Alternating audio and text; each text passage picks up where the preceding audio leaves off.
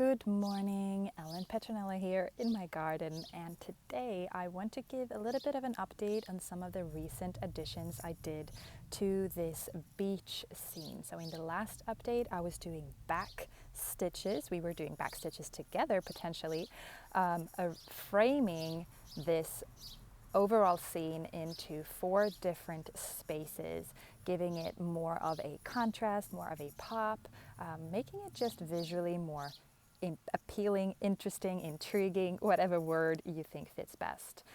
What I didn't show you is that I actually found this little leftover cut out fabric. Look how small piece of fabric that is. I saved all of my little small pieces of fabric, and I just love how it's like an old newspaper. It just felt like it added so much character, and I cut it out and I decided that to just stitch it normally, as in, you know, maybe first I actually tried with some cross stitches, the way that I attached the lower part here first. I did the same here, but it didn't look very good. So I decided to just go out of the box, and I used seed stitches instead to attach this piece. I took inspiration from the scene itself, imagining these seed stitches as little small stones from the beach, or just these stones that I've started stitching here, which are actually going to continue to come up towards this side, because there was a lot of stones leading down towards the beach. So I'm doing here now, I started the contours for that. And the seed stitch literally just represents small stones, which is why I did them in different nuances of gray. I added a few seed stitches with this beachy, soft beige color as well that I'm having on the beach. I don't know if you notice, but we can already see one of the tricks that I'm always using when I do sketching, and I applied that to this thread painting, thread sketching, colorful thread sketching scene as well, and that is always focusing on filling colors, new color work, along the borders first, simply because our brains are so brilliant that if I now fill a few of these stitches along the border, the edge here where the water meets the beach, as well as I'm going to start adding some of these sand stitches. It's literally full loop straight stitches, I guess I would call them, or mixed with split stitches. The label of the technique is less important than the visual effect. That's what I always say in creative artistic embroidery. The placement is more important than whatever you call it, right? So I'm filling in the borders first, because our brains and our eyes, when we're looking at it, automatically understands by filling the borders that, okay, this space right here is also beach, is also filled out with that. And you can see the same logic I did around the corner right here as well. This is just where, this space, for example, is where the beach goes over into dune, where this is raising a little bit. So there was some kind of a shadow being cast on this border here, or on this area, which is why I'm using a darker shade of sand relative to the other one, just literally to make that distinction. So it's a color or nuance shift, as well as a direction of stitches shift, to kind of just enhance the perspective of that. You can also see some of the little greenery details. There were some, I don't remember, it just flew out of my mind, the word in English for it, but there were some hay, do you call it that, grass straws going up, and as well as a little bit of bushes. And for the bushes I used French knots to just add a little bit of interesting texture. I'm going to add a bit more behind these cabin roofs as well, because this is the area where you had the most kind of greenery bushes, simply because, well, the further away from the beach, the more you go into the town. And this is literally the pier that I was sitting on. In case you watched the video where I was drawing this scene, you saw that I was sitting right here on the pier, and on the other side of the pier were boats and the town starting. So the further away from the beach, the more it's greenery and these cabins and other things coming to life.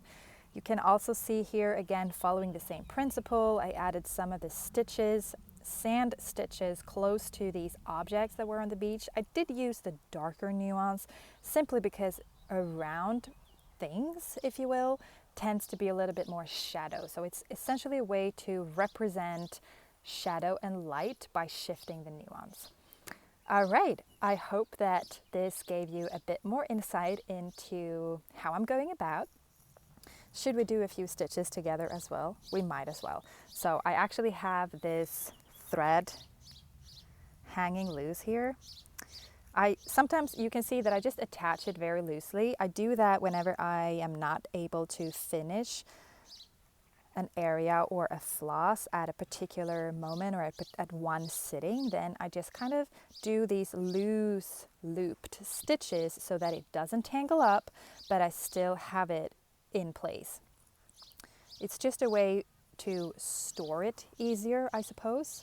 It's a habit I've taken, and I've found that more often than not, it serves me very well to just avoid having it all tangled up or knots on the background or backside. So what I'm doing for the cabins is the same logic, by the way. It's using direction of my stitches in order to enhance the structure. And this is something I go in depth into in the thread sketching masterclass that I've got. It is a course that, by the way, will be included in the Petronella Art Studio. So if you are keen on learning more about how I'm going about the artistic process, about the artistic decisions and choices behind each stitch, and you want to learn more from me, be sure to join the waitlist for the Petronella Art Studio.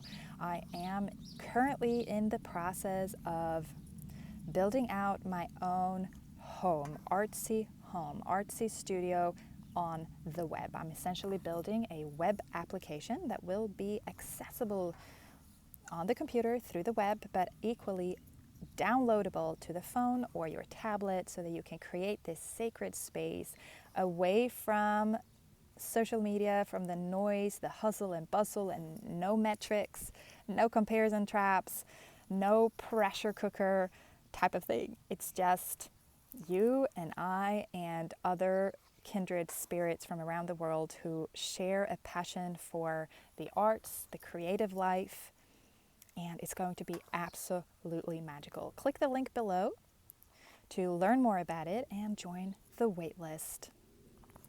People on the waitlist are the first who will know about when the studio opens, as well as access limited founding spots. So as this is a new venture and I'm building everything from scratch, I will also be releasing a beta version for some of my testers to really try it out first properly, and then I want to release it to founding members to start with so that we really do this intentionally from the very beginning. It is, I suppose, I want to look at it as kind of a revolution against the ever increasing speed of the mainstream platforms, new features added left and right, and it feels like, you can never keep up with everything you're supposedly supposed to do.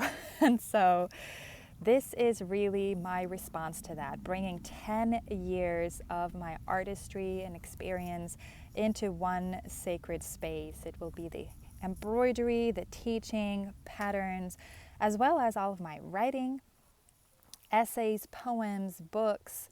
There will also be a dedicated space for my nonprofit work for the Survive to Thrive nonprofit organization that I founded in the beginning of the year as of recording this. And there are already 500 children enrolled in our artistic classes, where the courses are developed specifically to empower youth and women to dare to stand up for themselves, dare to speak out, and just literally see that their voice matters. And all the members of the art studio are going to get a first row seat into that process as well, with a dedicated feed and tab with updates from the ground for my colleagues working at site in rural South Africa. If you want to know more about the backstory, by the way, of the application and the space that I'm building, do check out the last video. I'll link it in the description below as well, where you can see a bit more of a visual overview of the space that I'm building for us. I'm so excited.